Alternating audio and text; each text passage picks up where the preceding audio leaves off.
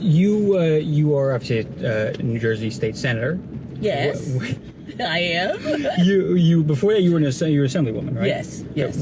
Was that the first thing you ran for? Did you run for anything before that? Sixth grade president. Does that count? Yeah, it very much counts. Okay, thank How'd you do? I won. Oh. Let's be honest. We don't know anything about our elected officials.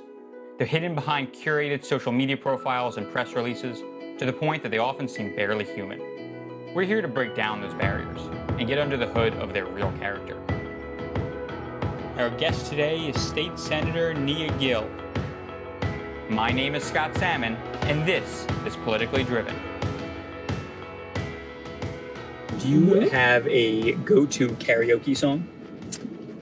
No, because I don't do karaoke, What? but Okay. I do lip syncing. Go and on. That would be In the Mirror. Okay. Probably with Aretha Franklin. Okay. And it helps you get your work done. Right. Okay. That's fair enough. Mine has always been "Be Our Guest" from Beauty and the Beast. Oh, I'm okay. phenomenal at that. All right. We will be there together as a community. Yeah. And so that's one thing I kind of learned by being in Montclair. The journey is equally as important as the destination. Sure. Yeah. So you're more open Right. later on to all different kinds of viewpoints and experiences. So I think it Sure. makes you probably more of a citizen of the world. Right. Did you grow up in a political family? Like, did you guys sit around the dinner table discussing politics? Well, you grow up in a political family because you grow up in a family that is involved with current events. Right. And a family that is involved with community activities. Right. So, yes. Mhm. And at that time, the Integration DC, Mhm. Martin Luther King, I Mhm. had speech. So it was extremely political Mhm. in the sense of not necessarily political party Right. as opposed They weren't running to for the office. interest. They weren't running Okay. for office. Are you the first person in your family to be elected to something?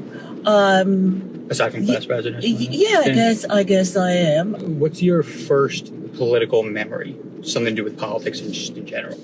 Well, I started out as a babysitter for Senator Winona Littman. Really? And we can go by where she used to live. And Senator Littman, at that time, there were only 21 senators Okay. because it was before one person was voted. Sure. And so I started out as a babysitter for Will and Karen. Yeah. They pay well? Well, it paid an experience that I couldn't get anyplace Okay. else. So I would say that it was priceless. Sure, fair enough. And that was very enlightening because Montclair used to be a bastion of Republican power. Mhm. And then when Senator Littman, I always thought she was real hip. She moved, studied at the Sorbonne, moved. Sorry for a second. I have not heard anyone use the word hip in a while. while? But that was perfect usage. Anyway, I'm sorry. I know she was really hip. She moved from Greenwich Village. She had a braid all the way down her back. And, we would sneak, my friends and I, and go to the village. Right. And so this was like, oh, my goodness, it couldn't get any better than this. She taught Martin Luther King French. And she could not marry in the state of Georgia because her husband was white. This was before Loving. Yes, before Loving. Mm-hmm. So you had that kind of experience and what it meant. And so later on, I became her aide. Really? And then later on, I became her colleague. But That's very cool. Senator Littman transformed the New Jersey Senate. And the privilege of, not only 21 people, so you don't know, and the privilege of being able to see a woman of color wield power, and power when the doors are closed. Right. And when wielding that power, to stay true to her values and to her community. And so it was both very instructive and empowering. One more. The senator used to live there. Well, I'm gonna keep going back. This is the one with the brown door here? Mm-hmm. Okay. She used to live there. And so I used to live right across, and you just walk, and you could walk from high school That's very to cool. babysit. When you were, let's say, 12 or 13, what did you think you wanted to do with your life? I knew. I was going to be an astronaut. I was going to be a psychiatrist. Really? Yes. Not a psychologist, psychiatrist. No, psychiatrist. You wanted to go to medical school. Yes. Okay. And then my mother, who worked at Mountainside, Right. brought me to Mountainside for a day. Right. I figured I couldn't stand the blood. But what made you then switch and say, I want to be a lawyer instead? Was it something specific about the law? Or is it just... The civil rights struggle. Sure. And the issues in Montclair. We were being able to marshal an argument and articulate the positions and either convince or not convince. Right. So I saw the law as a mechanism for both social change and societal coherency based on principles of equality and justice and excellence. What made you want to run for the assembly then? Was there something specific or? Oh, that was pretty. I was on the New Jersey State Council on the Arts. Okay. Because I think the art's at the vanguard of change, right? And my reading room, meeting at my house, we had a couple of bottles of champagne. And It's a really good book. Yeah, it was a really good book because you have to get in the mood.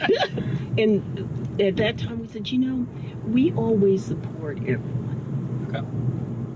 But we don't think that our issues as women and women of color in our community, that they're not being represented in the public dialogue. And that we deserve to have our issues in that public dialogue in a very serious and meaningful way. So everyone around the table said, Senator Cody was also trying to find someone to run for the assembly. Forgot that he's been senator forever. And we went around the table, and everyone was just so qualified. We look this way, but they were government employees, judges, or AGs. And I was the only one who was in private practice. This is the most connected. I was the one who actually was in private practice. There were the lawyers, but they didn't control their firm. And they said, "Okay, Gill, it's on you." And I said, "Oh, not me. I'm a Pisces. I'm going to go to plays. I'm just, sometimes I don't answer my phone. That's amazing. I'm a typical Pisces." And they said, "You're the only one that can do it because you're the only one that actually controls your work schedule." I said, "Okay, we will." And we did it. And we ran with Senator. Well, so you already knew him at the time. So you must have known. Did you know about the county committee system, and you knew about how it actually worked? Well, I knew about it. Okay. One doesn't find out how it actually works. That's true. Too much later. That is very fair.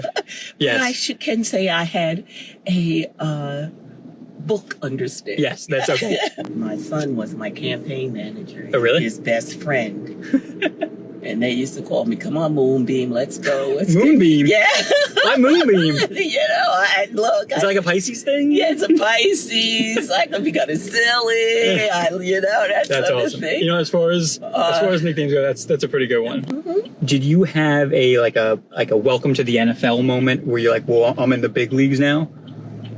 I think I had a familiarity a bit because I was Senator Lippman's that's true. aide, and so I would go to Trenton with her. Did you have any other mentors as you came up, either political or not? Maybe legal I in the think legal world or political world? Yes, or? I had lots of mentors. Okay. The best piece of advice is to temper your power That's interesting. with justice.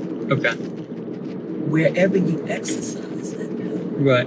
What's something you've been working on or did work on for a number of years that took, let's say, longer than maybe people know about, but that you're really proud of? Well, you're really proud of the fight. I'm proud of the fight. We could go around. Okay. For marriage equality. Yeah. I was on the judiciary, and they needed one vote so that it could be released from the judiciary. I didn't realize it. Oh, I didn't occur This to is me. beginning. Okay. I never would have thought it would have a problem with beginning. that. Oh yeah, this was the beginning. Interesting. Okay. And parts of my community were more conservative. Okay. But the ministers, and that if you feel that this is really a constitutional issue, we don't agree with you, but we're going to go with you on this. Gotcha. And so, and right here, where it says Bergen Furriers, for 35 years, 42 Church Street, it was Gill, and that was my phone. That was really? Yep. That is a cool building. Oh, the building used to be the forerunner of the Supreme Court. Really? The Court of Appeals and Error. So it used to be a judge where the judges' chambers were on one side. Just in that building right there. 42 Wow. Church Street. And then before that, it was a men's club, gambling club. And there was a dumb waiter Really? that would go down. Right into the safe. Well, we never found the safe. And goodness knows I never found the money. And the house that actually I own is where Mary McLeod Bethune used to stay. Jackie Robinson. Really? It was purchased from the Dardens, and Dr. Darden was one of the first African American doctors, and that was Doctors Row. So my grandson stays in the room that Mary McLeod Bethune used to always stay in. That's when cool. That's also the best subtle pressure to always make your bed. Yeah, you always got to keep the room clean. If that's whose room it was. They got to keep it clean. And that was during the time, of course, of segregation, and they didn't have hotels or wouldn't allow African Americans to stay. And so people opened up their houses to and Sammy Davis Jr. So it's the first job that I had was I think maybe it's kindergarten, and I would bring home my paintings, and my father would buy them. Really? Did you negotiate with him?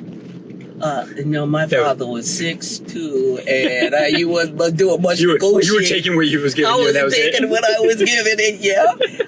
And you could never, with my father, who grew up in Mississippi, you could not just ask for something. You could be given everything. And so I want a bike. That's interesting. And he would say, well, why? Well, because... Oh, you mean you had to give him a reason? Yep. Oh, okay. Because Evelyn has a bike. And he would say, well, Evelyn doesn't live here. Yeah. You said you have siblings. You said I'm the last surviving sibling. Okay. How many other siblings? 4. 4, okay. Did they have a nickname for you when you were growing up? Oh, yes. They used to call me Ichabod Crane. Our brothers I'm Ichabod Crane. First of all, it's the longest nickname I've heard in a while. Here comes Ichabod That's Crane. Amazing. Who's your best friend in politics? What other, is there another senator you're always texting under the table or something? Like, can you believe this guy? Well, no, we don't text under the table. The one we always gossiping and talking is Loretta and I, because we sit right next to each other, but we talk about our grandkids. I would empty my wallet to be a part of it, just to listen to all that. Yeah, Loretta and I, we have a good time in caucus.